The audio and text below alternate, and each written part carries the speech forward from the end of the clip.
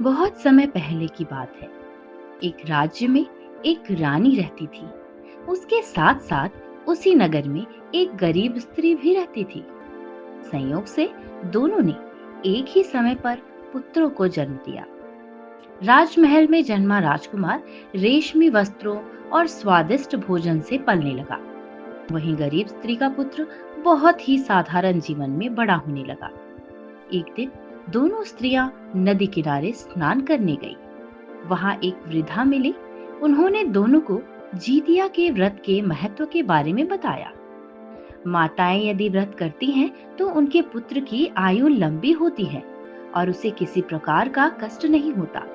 रानी ने तो बात को हल्के में ले लिया और व्रत नहीं किया, लेकिन गरीब स्त्री ने सच्चे मन से जीतिया का व्रत किया।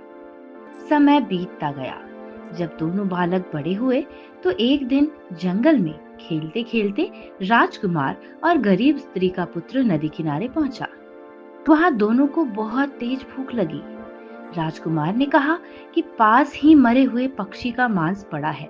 उसने बिना सोचे समझे उसे पकाकर खा लिया। लेकिन गरीब स्त्री का पुत्र, जिसकी माँ ने जितिया का व्रत किया था, उसने संयम रखा और कहा, माँ ने मुझे सिखाया है कि कभी अपवित्र अन्न नहीं खाना। मैं भूखा रह लूंगा लेकिन यह नहीं खाऊंगा।